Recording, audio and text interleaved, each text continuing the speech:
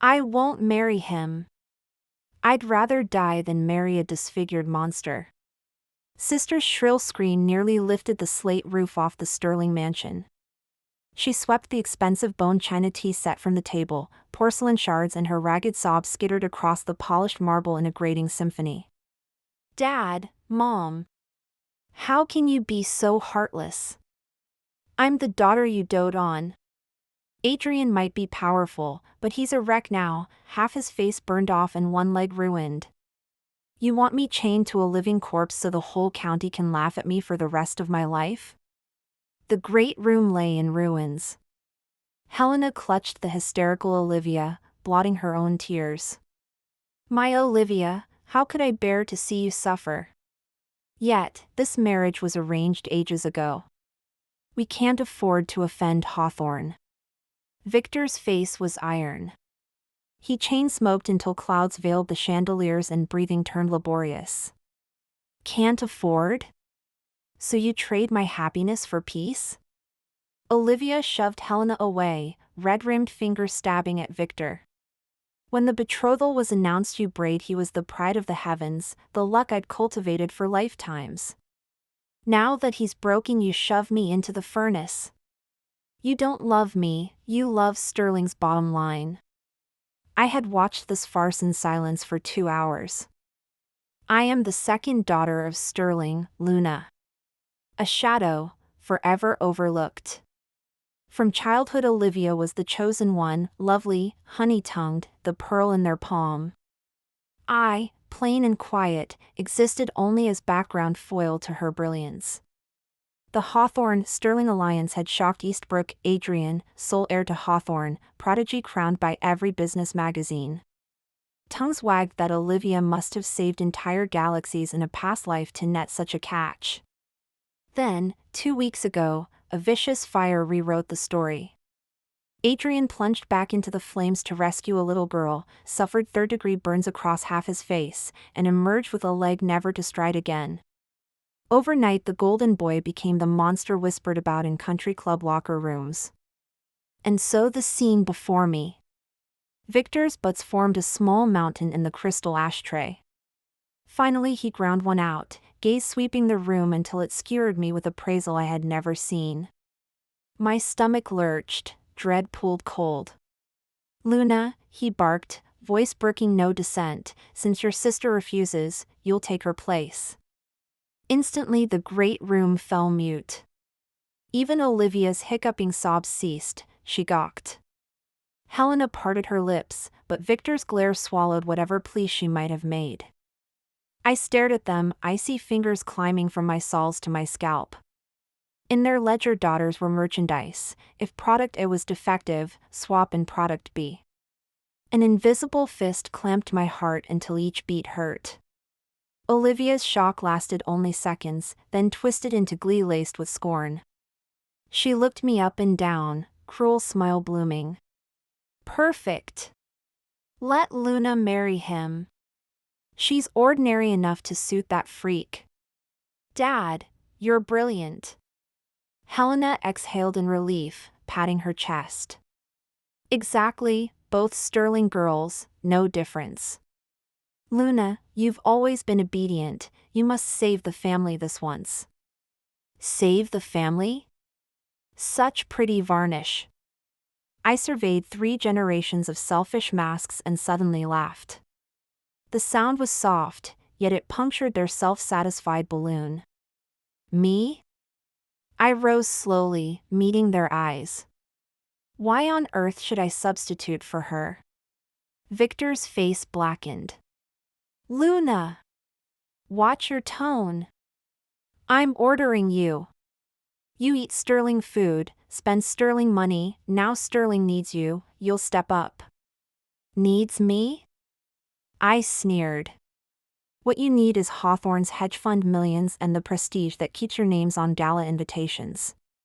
When the contract delivered benefits you bathed in them, when it sours I pay the bill.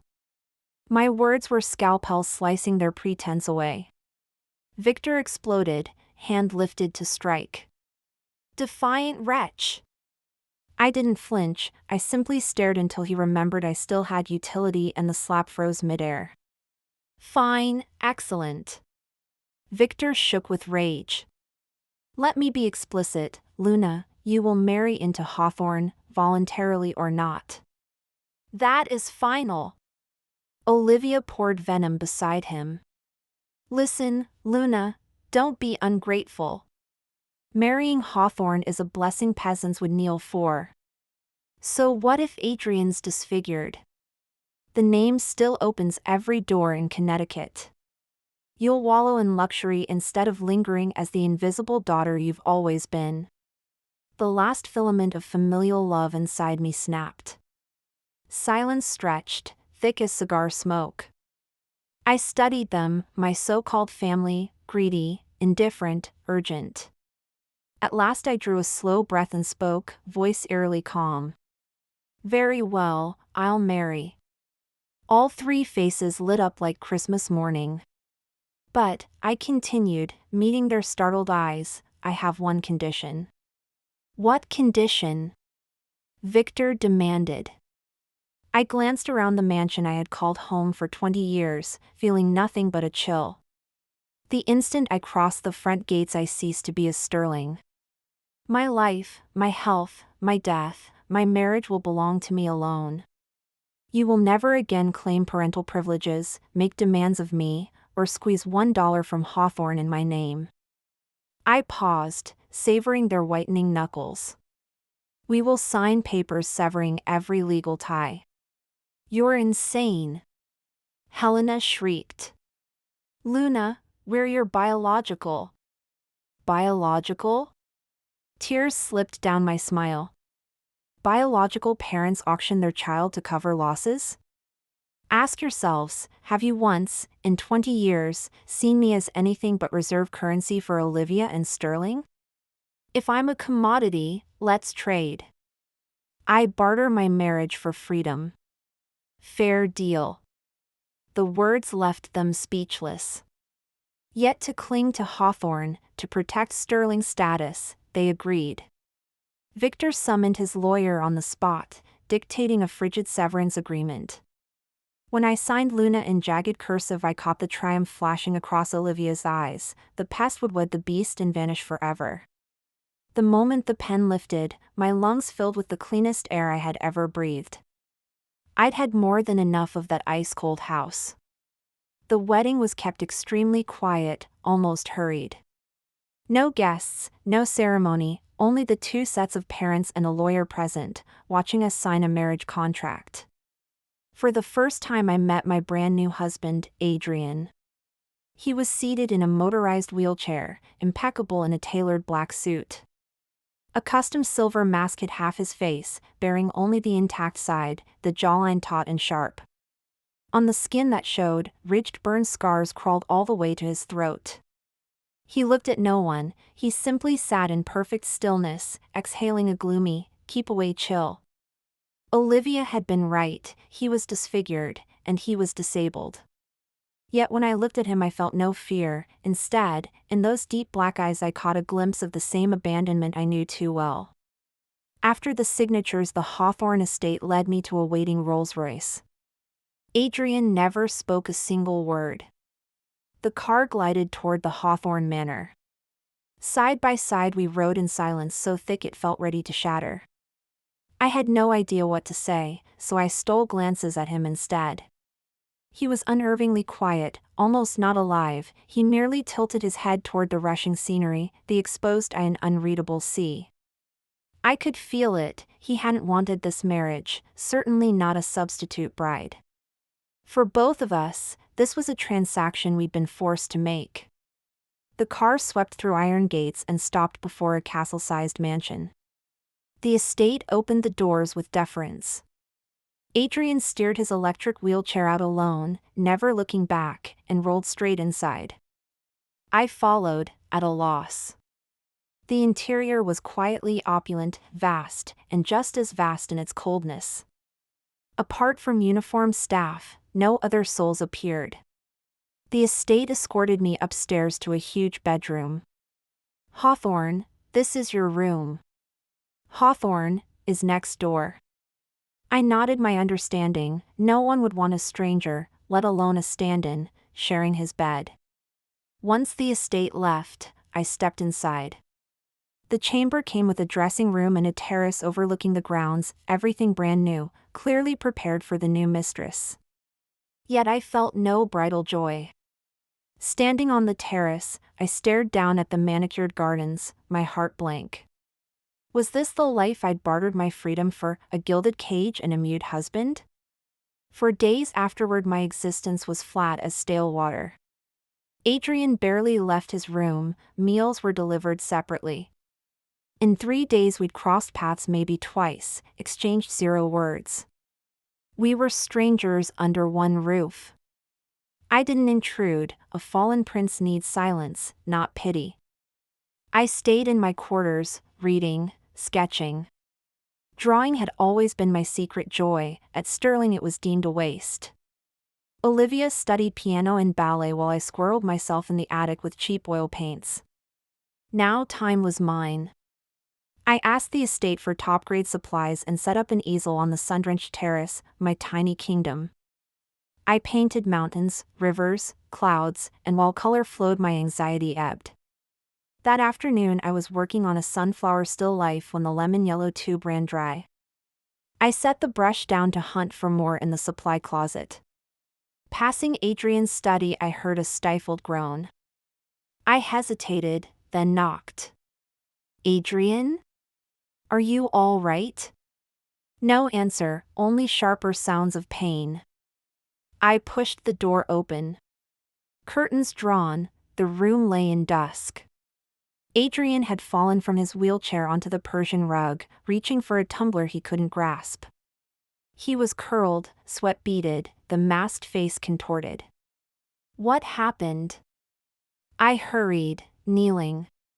Shock and a flicker of shame flashed in his black eyes. Get out. The words came hoarse through clenched teeth. I ignored them. He kept clutching his left leg, the injured one. Nerve pain? I asked, his silence confirmed it. I spotted the prescription bottle on the desk. I fetched 2 painkillers and a fresh glass of water and crouched again. Take these first. He glared, guarded, defiant, a wounded lone wolf. I said get out, he snarled, fury cracking. I stayed calm. I'm not your enemy.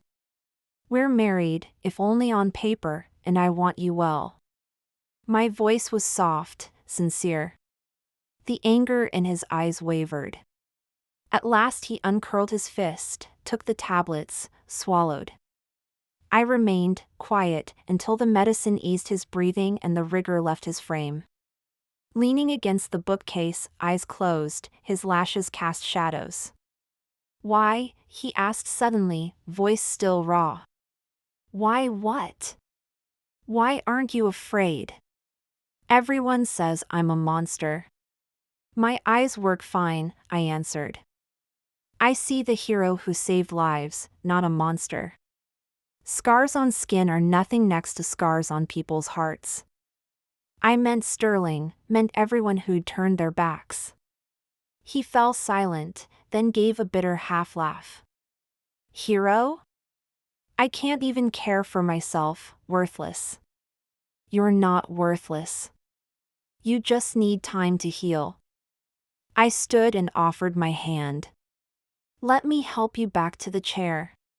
He stared at my outstretched hand, frozen. Ever since the accident, everyone had looked at him with cautious, pitying eyes. I was the first to treat him as an equal. He hesitated, then finally took my hand. His hand was large, the knuckles white from the strain, yet his palm was warm. It took all my strength to lever his tall frame upright and settle him back into the motorized wheelchair.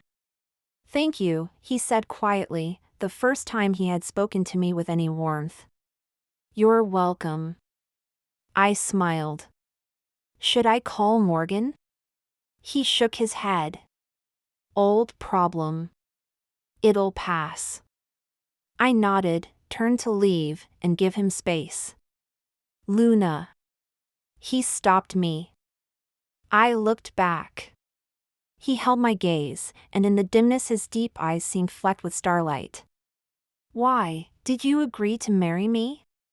He finally voiced the question he'd carried for so long. Is it for Hawthorne money? I shook my head.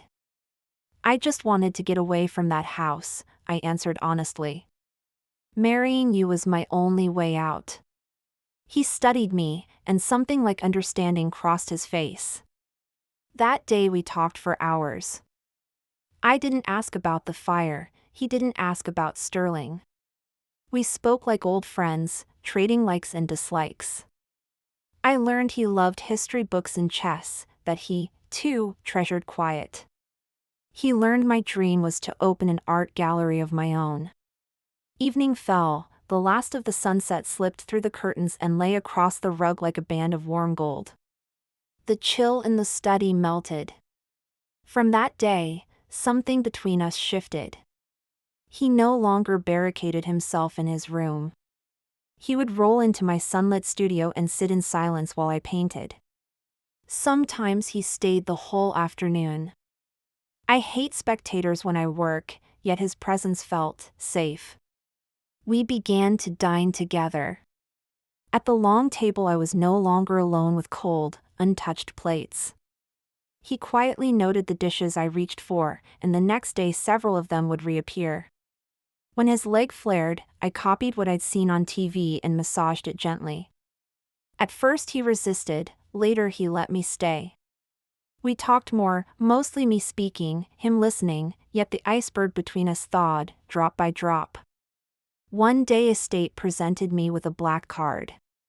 Hawthorne, the Hawthorne asked me to give you this. What is it? The bank's top-tier limitless black card, estate explained, smiling. The pin is your birthday. He said you are Hawthorne's mistress, buy whatever you wish, no need to economize. The slim slice of plastic felt heavy in my hand. I carried it back to him. I don't need this. I set it on his desk. He glanced up from a file, brows lifting above the edge of the mask. Why? There's nothing I want. I meant it. 20 years in Sterling had flattened every material desire. I wore the same clothes for years, spent only on oil paints. Then buy what you once couldn't, he said, voice unyielding. Luna, there's no subtext. I only want you happier. He paused, softer. Marrying me was unfair to you. Something struck my heart then, an ache, and a warmth. No one had ever said that to me. No one had ever cared whether I was happy, whether I felt wronged. I kept the card, but never used it. What I wanted had never been things. The calm shattered when Sterling came calling. I was sketching in the formal gardens when estate approached, uneasy. Hawthorne, your mother and sister have arrived, requesting to see you. My brush stilled. So the moment had come. In the great room Helena and Olivia were inspecting the mansion like tour guides, envy glittering in their eyes. When I entered, Olivia pasted on a syrupy smile. Luna, there you are. Sister missed you so much. She reached for my arm, I sidestepped. Her hand hung in midair, frozen. Helena rushed to smooth it over. Luna, don't be rude. Your sister came all this way, show some gratitude. I ignored her. What do you want? We're worried about you. Olivia gushed. We heard Adrian keeps you locked up here. Poor sister, you've wasted away. Look, you've lost weight. Her gaze raked me up and down. I wore a simple cotton dress, easy for painting. Olivia's disdain deepened. Still wearing street market rags? Hawthorne can't even dress you properly? Well, with Adrian disfigured, I suppose the business is crumbling too. She rattled on, oblivious to the frost settling on my face. Finished? I cut in coldly. Then leave. You're not welcome. You, Olivia flushed crimson. Luna, don't be ungrateful. I came to defend you. Has that monster hurt you? Tell sister and I'll make him pay. Defend me? I laughed. Who begged not to marry him and shoved me forward? Spare me the sisterly act. Olivia's face flashed red then white. Helena stepped in with a doting smile, clasping my hand. Luna, how can you speak to your sister like that? We're only thinking of you. We heard you're miserable and want to take you home for a few days. Home? I slipped my hand free. I recall no such place. The agreement we signed severed ties in black and white. On what basis do you come here to lecture me? Luna! Helena sputtered, jabbing a finger. Unfilial child. We raised you, speak to us like this again and we'll complain to Hawthorne. Tell them what? A frigid voice sliced through from the stairwell. We turned. Adrian was already there, guiding his wheelchair down the lift. Today he wore a black mask covering half his face, leaving only his cold, sharp eyes exposed. Even seated in his motorized wheelchair, the aura of command that clung to him was enough to drop the temperature of the great room several degrees. When Olivia and Helena saw him, they both instinctively took a step back, fear flickering in their eyes. Hawthorne. Helena stammered. Adrian ignored her. His gaze swept over them, glacial and brief, before settling on me, softening instantly. Did they bully you? He asked. I shook my head. He guided the wheelchair to my side and reached for my hand as naturally as breathing. His palm was dry and warm, and the contact poured steel into my veins. Only then did he lift his eyes to Helena and Olivia. The look was ice. I don't care who you are or why you came. I'll say this once, he said, voice quiet yet carrying the weight of an avalanche. Luna is my wife, the rightful Hawthorne of this estate. Anyone who makes her suffer will beg for death. Helena and Olivia quivered under that force, speechless. Estate, Adrian ordered, tone clipped, see them out. From this day on, no one bearing the sterling name sets foot here without my permission. Yes, sir. The estate summoned 2 security guards and gestured the stunned women toward the door. You can't do this. Olivia shrieked, unwilling to accept defeat. Adrian, don't forget, if I hadn't refused to marry you, Luna would never have had the chance. Now you're burning the bridge once you've crossed it? Adrian gave a low laugh. To Olivia, that sound was more terrifying than a sob. Burn the bridge? He pinned her with a gaze rife with contempt. You're mistaken. I should thank you for your monumental blindness. Because of it, I was spared a lifetime shackled to a shallow, poisonous woman like you, and I gained Luna. She, he declared, tightening his hold on my hand, each word ringing like a bell, is the only light in my life. Without another glance he turned the wheelchair, taking me with him. Behind us, Olivia's hysterical curses and Helena's wails dissolved into background noise. They no longer mattered. Back in the sunlit studio, Adrian still didn't release my hand. I could feel the faint tremor running through his fingers. I knew Olivia's taunts had cut him again. I squeezed back. Adrian, don't listen. To me you're not a monster, you're my husband. His frame shuddered, he lifted his head, eyes a stormy sea. Luna, he rasped, do you ever regret it? Marrying a cripple like me? I do regret, I answered, meeting his gaze. I regret not meeting you sooner. Something unspoken sparked in the air between us. He leaned closer and pulled off his mask. For the first time I saw the entire left side of his face, ridges of scar tissue like angry centipedes crawling from hairline to jaw, skin livid and uneven. It was shocking. Yet when I looked into his eyes, bright, fathomless, now shining with dread and vulnerability, I felt no fear. I raised my hand and gently traced the ruined flesh.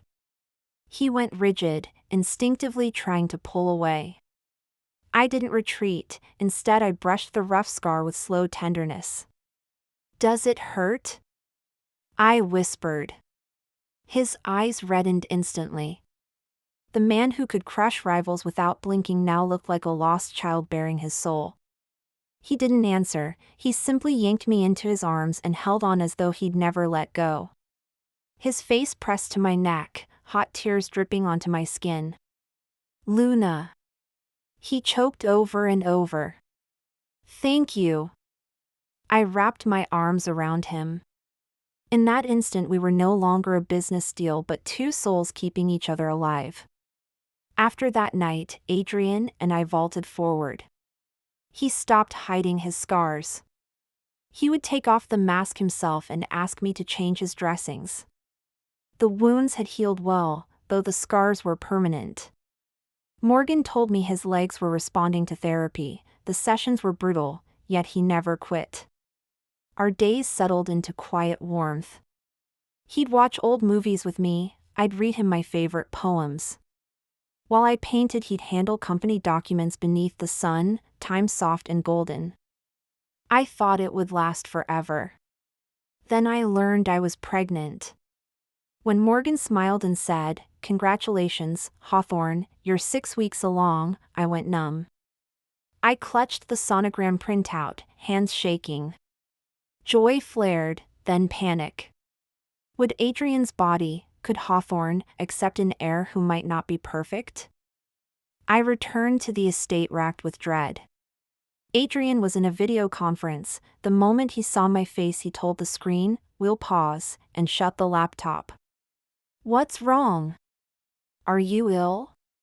He read me at once. I handed him the printout, sweat beading my palms. He took it, puzzled, then froze. Time stopped. I stared at my shoes, heart sinking. "He doesn't want it?" Just as I opened my mouth, "If you'd rather not, we can," he flung the chair forward and crushed me in an embrace so fierce I could scarcely breathe. "Luna, we're having a baby?" His voice cracked with disbelief and blazing joy. I lifted my head, dazed. His eyes blazed like I'd never seen, bright as constellations. You want this child?" I asked, cautious. "Want it?" "Of course I want it." He was almost incoherent. "This is our child, the greatest gift heaven could send." Cupping my face, he kissed my forehead hard. Tears spilled down my cheeks. Word of my pregnancy swept Hawthorne like wildfire. Adrian's grandpa flew in from overseas. I braced for disapproval over my background or Adrian's condition. Instead, the elderly couple greeted me with kindness. His grandmother clasped my hand, eyes wet. "Sweet child, you've been wronged. Ian is lucky beyond measure to have you." His grandfather slapped Adrian's shoulder. "You brat, treat Luna well, hear me? Upset her and I'll break your other leg." Only now did I learn that Adrian's parents died when he was very young and that Grandpa raised him single-handedly. The two old people were thoroughly modern, they had never cared about matching family doors, they only wanted their grandson to be happy. From the moment I became pregnant, my status in the Hawthorne house rocketed straight to national treasure level. Adrian treated me like a porcelain doll that might shatter at any second, practically wishing he could keep me leashed to his side 24 hours a day. I was forbidden to step into the kitchen, forbidden to lift anything heavier than a book, even my hours at the easel were rationed for fear I might tire myself. The entire floor of the mansion was laid with thick, anti-slip Persian runners, every sharp corner in every room was padded with the soft corner guards. I didn't know whether to laugh or cry. Meanwhile, word of my pregnancy had reached Sterling. They came knocking again. This time the security team stopped them outside the front gates of the Hawthorne Manor. They made a scene out there, shouting that the Hawthornes were throwing their weight around, refusing a pregnant daughter's own family access. The commotion grew so loud it eventually drew the tabloids. Afraid the circus would sour my mood, Adrian was ready to have security scatter them. I stopped him. "Let them in," I said calmly. "Some things need to be settled once and for all." Adrian watched me with worried eyes. I smiled at him. "Relax, I'm not the old Luna anymore." In the great room waited Victor, Helena, and Olivia, the Sterling family, all three, perfectly lined up. Their attitude had flipped a full 180 degrees. The instant Helena saw me, she rushed forward, arms wide, tears on cue. "My precious baby girl. Mom has missed you so much. You're pregnant, such huge news, and you never told us. Do you know how sick with worry I've been?" Expressionless, I stepped out of her path. Victor donned the mask of a loving father. "Luna, your old man was wrong before, and I apologize. Don't hold a grudge, we're family. Now that you're carrying the Hawthorne heir, our Sterling name shares the spotlight too." Olivia hoisted bags of prenatal vitamins, smiling ingratiatingly. "Sister, look, I picked these especially for you, every one top-rated for expectant mothers. See which ones you like." Watching the three of them perform with such effort, I felt nothing but bitter irony. Share the spotlight? I looked at Victor. I believe we severed ties. The child I carry is a Hawthorne. What does that have to do with Sterling? Victor's smile froze on his face. "Luna, you can't put it like that. Then how should I put it?" I cut him off. "That you heard I'm carrying the Hawthorne heir and want to milk it for all it's worth?" My words tore their kindly masks away again. Helena's expression darkened. "How can you speak like that? We care about you sincerely." Sincerely? I sneered. "You mean you sincerely care how much profit that baby can squeeze for Sterling? When you shoved me into this marriage, did family ever cross your minds? Now that I'm useful you want to be relatives again, doesn't that disgust you?" "Luna!" Olivia exploded, ripping off her own facade. "Don't get cocky. You're nothing but a mother elevated by her son. If your belly hadn't cooperated, do you think Hawthorne would even glance at you? Well, I've been dating the Lee heir, their fortune rivals Hawthorne's. Once I marry in, our families will be rivals, and I'll make sure you pay." "Really?" A languid, magnetic voice drifted in from behind us. We turned. Adrian had appeared at some point. No, appeared wasn't accurate. He wasn't in the motorized wheelchair. He stood there leaning on a black carbon fiber cane. Though his gait still carried a slight limp, he was undeniably upright. He had removed his mask, baring his entire face. The scars on the left side had faded remarkably. You could still trace them, but they were no longer hideous. Set against his originally chiseled features, they lent a weathered, masculine appeal. He wore fitted loungewear, posture tall, gaze razor-sharp, authority radiating off him like heat. The Sterling trio stared, stunned. Olivia especially, mouth slack, eyes riveted on Adrian, pupils flickering with shock, regret, naked greed. She had never imagined the monster she spurned could look so handsome, so commanding. Your face, your legs." She stammered, finger jabbing in midair, unable to finish a sentence. Adrian ignored her. He came to my side, slipped an arm around me, and brushed a light kiss to my forehead. Only then did he lift his gaze, studying Olivia as though she were an ant. "You said you're marrying the Lee heir?" A mocking smile curved his lips. You mean the Lee family that survives only by clinging to our Hawthorne projects, the one whose CEO knelt before me 2 days ago begging for an extra point of profit? Olivia's face drained of color. No, impossible. Oh, forgot to mention, Adrian added with casual menace, yesterday I completed a full acquisition of Lee. From this moment, I'm their majority shareholder. Tell me, will your groom still marry you? A thunderclap seemed to strike Olivia. She crumpled to the carpet. Victor and Helena looked more corpse-like than living. The Lee dynasty they'd schemed to court had been crushed by a flick of Adrian's finger.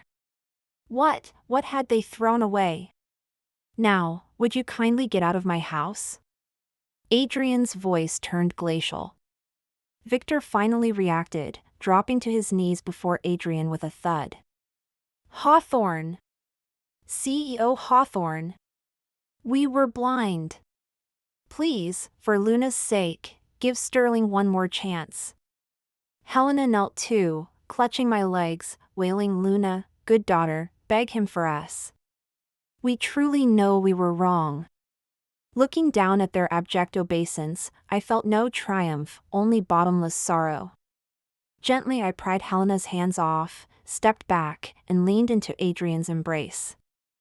I gazed at them and spoke, each word ringing clear, the instant you decided to trade me like a commodity, you stopped being my parents.